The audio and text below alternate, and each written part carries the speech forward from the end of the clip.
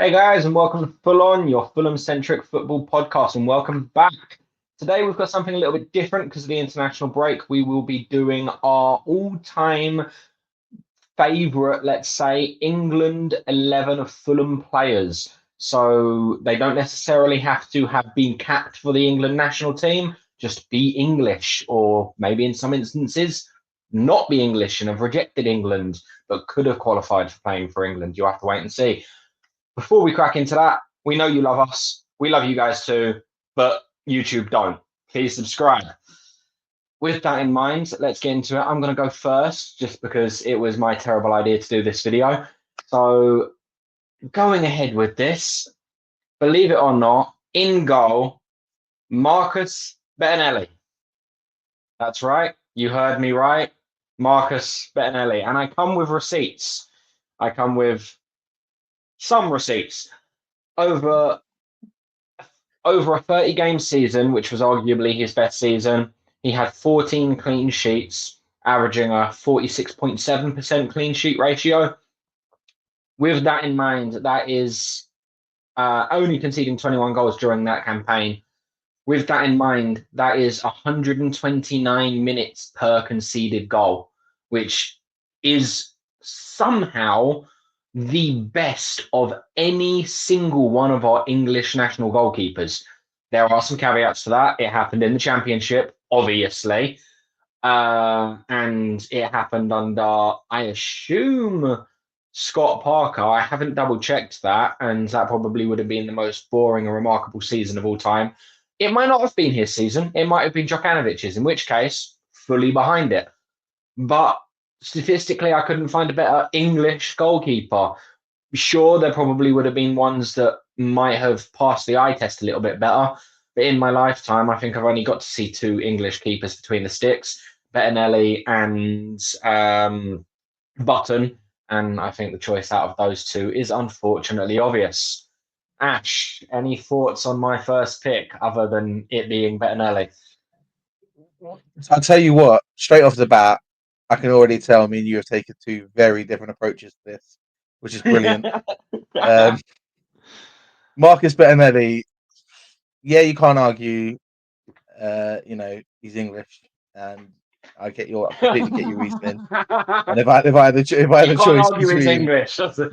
That's yeah, it. That's where the if I comments if I had a ends. choice if I had a choice between Marcus Bettinelli and David Button, I'm 100% picking Marcus Bettinelli. That's for sure. Yeah. He also survived being like being managed by Felix Magath, and that alone deserves, some sort of war medal, let alone an England cap. But we'll crack on, mate. Um, I, I'll accept your goalkeeper. Let's get on with your left back, mate. Let us know what you got with your defenders. I'm actually going to go reverse. I'm going to go from the right back. I'm going to go with the obvious one, get it out of the way. It's George Cohen. Like, you can't. I didn't get to see him play, obviously, but anyone that argues about the right back position being George Cohen probably needs to have a rethink. Again, centre back right next to that. Another obvious one, good old Bobby Moore. Um, Anything on those two, or you think that's just a pretty much cut and paste? Can't really argue with it. No arguments at all, mate. As will come very much clear when you see Thought, my team in a minute.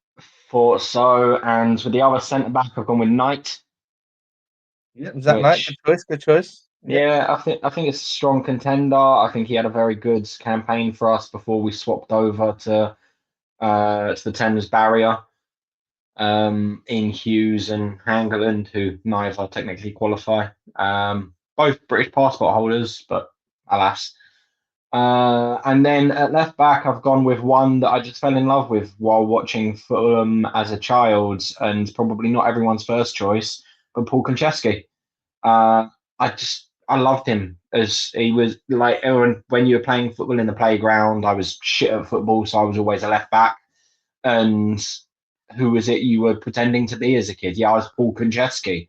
Fuck it. Um, that's my back four. I've gone with untraditional formation of a 4-1-2-1-2 narrow. So I'll go into the midfielders in a minute. But any comments on the centre backs or the left or right back? No, Zach Knight's a great choice. He isn't who I've gone for, but he's a great choice. He's in my honourable mention list. He was a good servant for the football club. Obviously, did manage to get an England call up, but I can't remember whether it was just after he left us or while still being at Fulham. I'm not 100% sure. Mm. Paul I think Conchesty, two shout. England appearances or something like that. Yeah, Paul Conchesty's a great shout. He's not. I haven't gone with him for my left back either, but again, he's in my honourable mention list. He's a great servant for the club. Great left back, English left back. It's probably a bit unfortunate that there were better English left backs during his time period because he probably should have got some caps or at least a few more Yeah. than he got hauled up for. So no, there's no arguments with that back four. I'd be happy with that back four. Good, good. This is where things start to derail a little bit with my 4-1-2-1-2 because I couldn't find any wingers I could realistically put in ahead of some of the midfielder options. So at defensive midfielder, we've got Davis, which I think Davies, however you want to pronounce it, I think is another solid shout from my childhood of watching Fulham. Just you can't really argue with it, I feel, but there will be people that do that will want to put Scott Parker in there. That's not happening for me. His unfortunate managerial career has completely shat all over his playing career for us. So not going to be putting him in any England Fulham 11s or any Fulham 11s, frankly, unless it's a football terrorist 11. Then the two centre mids, I've gone Danny Murphy, which seems quite obvious, and then I've gone Harrison Reed. Actually, Harrison Reed is from 2 seasons ago. I think our swan song campaign back into the Premier League. He was just immense, and it was just before either the Euros or the World Cup. I can't remember which one it was, and England was seriously lacking a strong defensive midfielder that was box to box. And I'm sat there thinking, Harrison Reed needs to be called up. He's having the season of his life. He's playing Premier League football like an absolute, like, like he's done it all of his life. And then Calvin Phillips got in the squad and didn't play a single minute. So it was a bit like, yeah, okay, cool. Thanks for that. Since then, we've had a fluctuation of different midfielders taking up that role. Arguably better. Reed hasn't matched that season since. But on that season alone, I think he deserves my shout in that centre mid. Attacking midfielder is someone who got into the England squad but never played a game. Good old Jimmy Bullard. And not much to say about it. He was probably one of our biggest creative players during his time at Fulham. Hurt by injuries, got a little bit shaky with the management structure when things changed and it became less of a pub club and more of a elitist football team. And he was just unfortunately one of the old guard that was still very casual, very playful, and that just didn't necessarily fit with what we were going for at that time. And he moved on, but love him to pieces and absolutely loved his interview recently on Fulham Fix, and I think he's deserving of my place in the final position of the midfield. Ash, your comments on my interesting Well, diamond.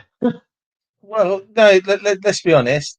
Sean Davis again is not somebody I picked, but he's on my honourable mention. I got a very long honourable mention list, as everyone knows.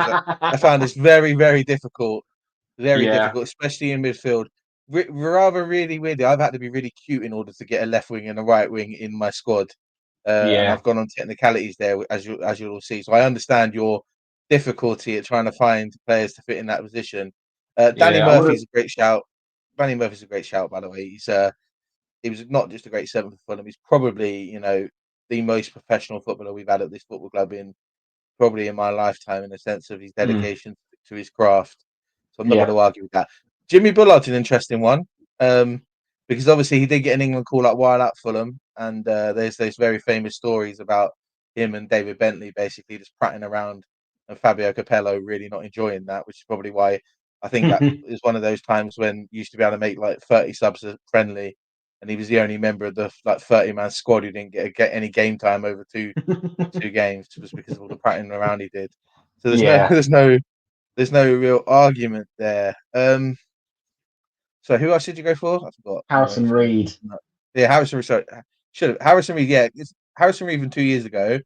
he had every single Fulham fan absolutely baying for that England call up that he didn't get, that obviously Yep. Calvin Phillips did get, and then that Calvin Phillips England call up then led to him getting signed by Man City and eventually throwing his career away, obviously, because Yeah. it's gone down the toilet since. But yeah, Harrison Reed from 2 years ago is a great shout. I didn't even think about Harrison Reed myself. I'll be honest, but I'm liking the idea. So yeah, no arguments for Mm. me, mate. It's again a very handy midfield I would have there. Yeah, I think the final two up front are pretty much no-brainers. Again, I couldn't really find any wingers, so I've gone with a striker and a support striker as the front two. I would have loved to have put Ryan Sessegnon in there, but I don't think outside of his championship season for us, he's done enough in the Premier League to warrant like the shout for an England call-up. I think everyone in this side outside of Bettinelli, who like I said, I had two choices in mind for England. And I'm looking forward to hearing your better options because I guarantee you've got a better option than what I had. But outside of Bettinelli, every single who as a goalkeeper, it doesn't matter where what league they play their craft in. We've seen plenty of England goalkeepers called up from the Championship, including right now. Um, but yeah, outside of that, I couldn't put Sessegnon in with as much as I'd love to, just because he isn't there as a Premier League footballer yet. He hasn't had a season that's worthy of that call up. Even as a backup left back for England, it just wouldn't happen right now. And England are short on left backs as well, so it's not his time yet. We'll see. But without much ado, my two forwards. Cole seems pretty straightforward, probably stronger at Manchester United than he ever was for us, but he is who he is. He got enough England call ups, as it were. So have to put him in. And then my other one, the legend, he's got a stand named after him. Good old Johnny Haynes, who is an inside forward, which I don't know what that means in modern terms. Striker, winger, inside winger. So yeah, support striker it is. And they're my two forwards. Ash, your thoughts? Mate, I'm going to find this really frustrating because that forward line is exactly what I've gone for too. But we'll talk about that when I go through it because Spoilers. there's arguments for it. Spoilers, yeah. An inside forward, just like for people who don't know, we don't really play formations like it anymore. It used to be when we used to play like five up top effectively, and they were Yeah, sort of the man that was in between the winger and the lone striker up top. So they were often in between like an attacking midfielder or a striker. So quite a lot yeah, of players that play that role would often also be sort of put in as like attacking midfielders or often wingers as well. And I've been cute with that when I picked my team just as well, just so we are aware. But yeah, no arguments with that striking force. Andy Cole, two spells at Fulham. We had him when he was young. We had him when he was old. hmm. He is no argument. Again, he's another player who's extremely unlucky with the amount of England call ups and England games he actually got to play because of, The it was striker really hard for him that to get England had. strikers in front of him. Yeah, when you think you have, Robbie Fowler and Alan Shearer in front of you, and even Yeah, Robbie Fowler probably didn't get as many England games as he should have done. But that's a discussion for another time. Obviously, you weren't getting picked ahead of Alan Shearer in those no, days. exactly. So yeah, Some honourable bit.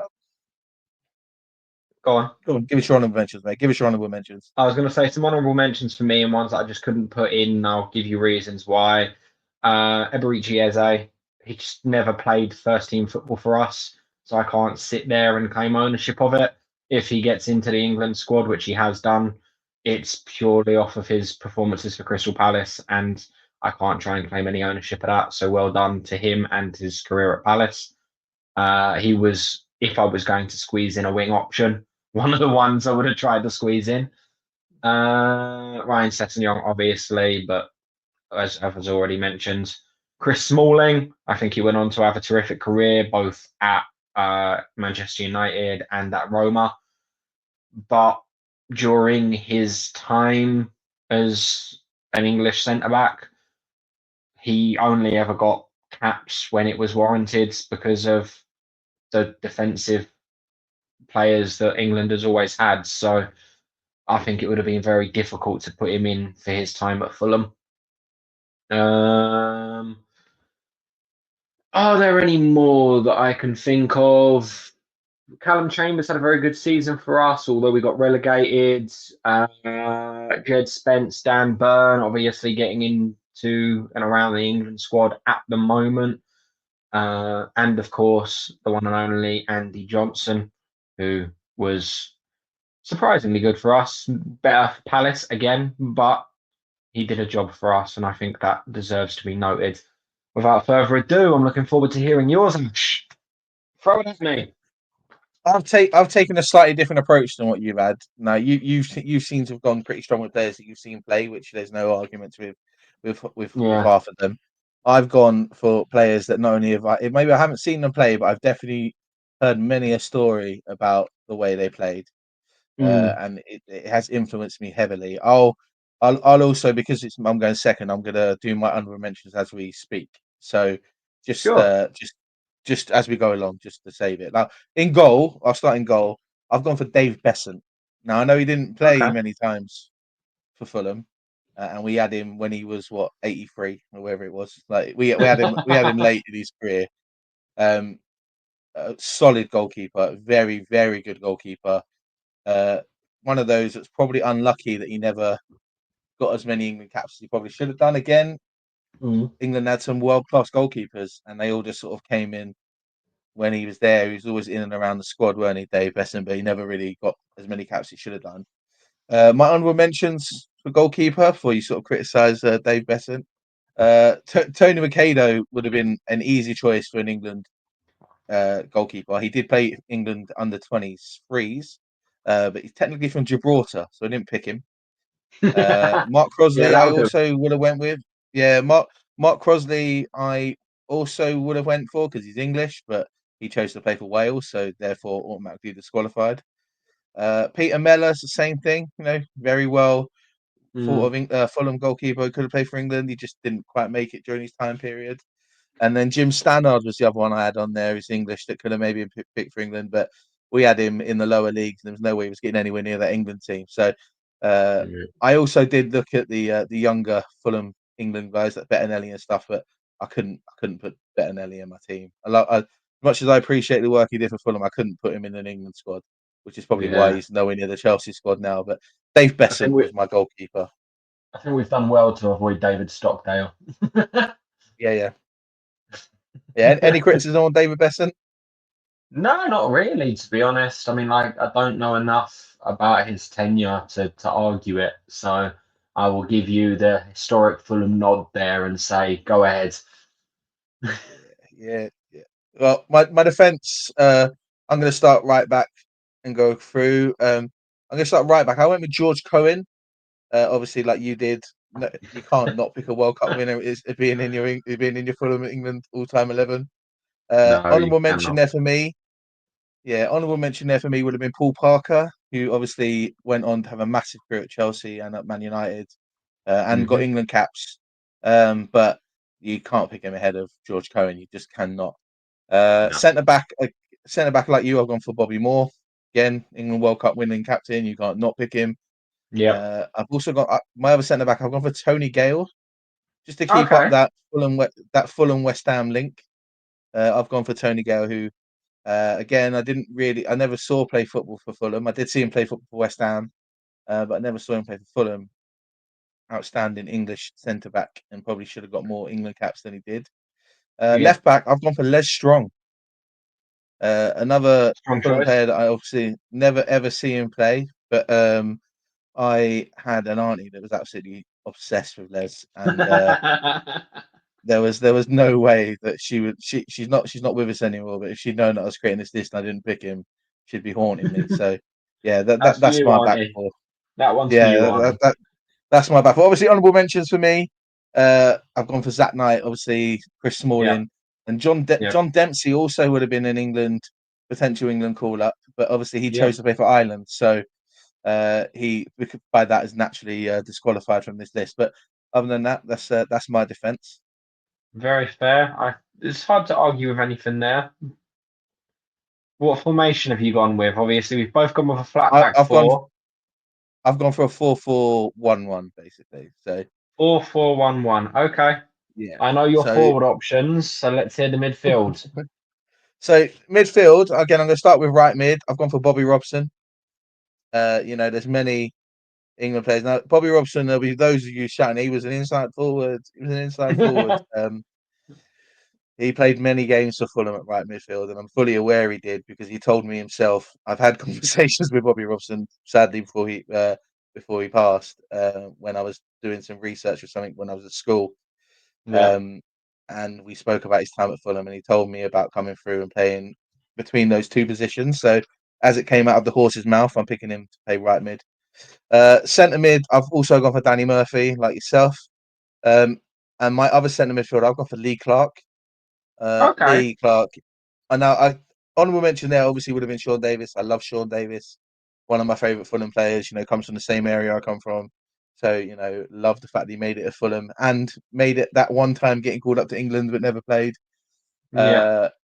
Lee Clark for me just was one of the best centre mids that we've had at the club. So and I would have loved to have seen a Danny Murphy Lee Clark centre mid pairing. They would have been excellent. Left midfield. Now I've used some positional licensing for this one, and I've thrown Ryan Sessegnon in at left midfield um, You because, did what I couldn't. as we all know, he's not a left back. So I put him in at left midfield. So yeah, my midfield is Bobby Robson, Lee Clark, Danny Murphy, and Ryan Sessegnon. Very fair. Very, very fair. Sessegnon is a tough one for me for the reasons I've already mentioned.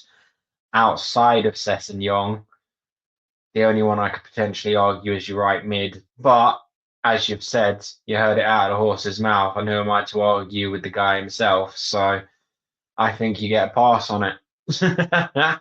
uh, let's let's go into your forwards. I obviously know you've picked the same two as me, but who Yeah, are your honourable mentions, and why were those your choices over your honourable mentions? well, obviously, yeah, I've gone for Johnny Haynes as the supporting attacker to Andy Cole, as we spoke about.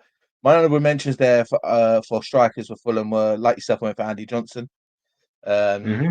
but he's never fit enough for Fulham, let alone fit enough to play for England. Bobby Zamora is also another shout to go there. Obviously, did get an Oh, England call up Bobby while playing for Fulham. Zamora.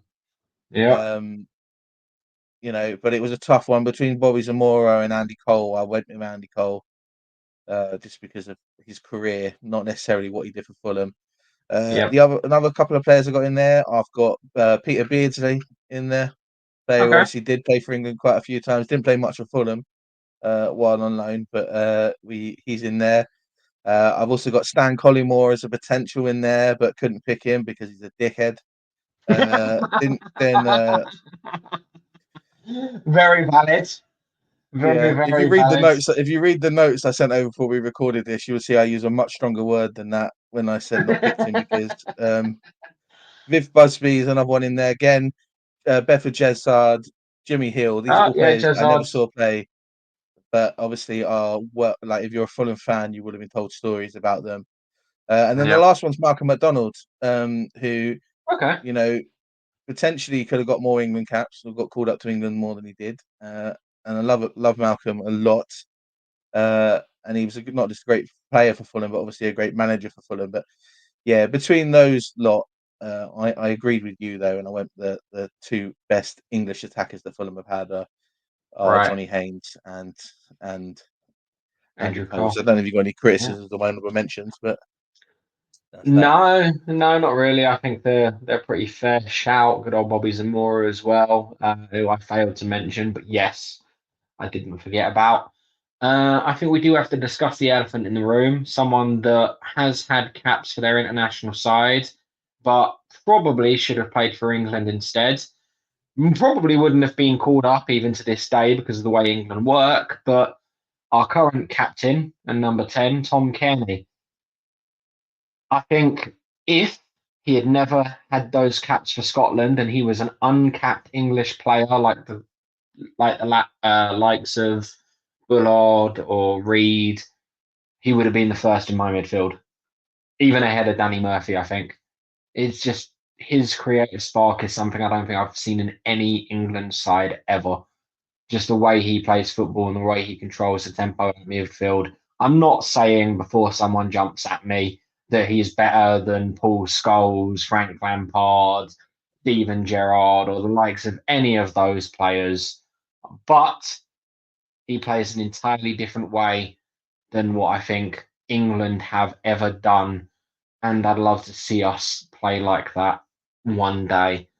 And Adam Wharton is a very similar player to that for Crystal Palace, and who I was gagging to have in the England fold in the last tournament, and just didn't happen. So, yeah, your thoughts, Kenny? Is he a straight in for you? Had he been English and not Scottish?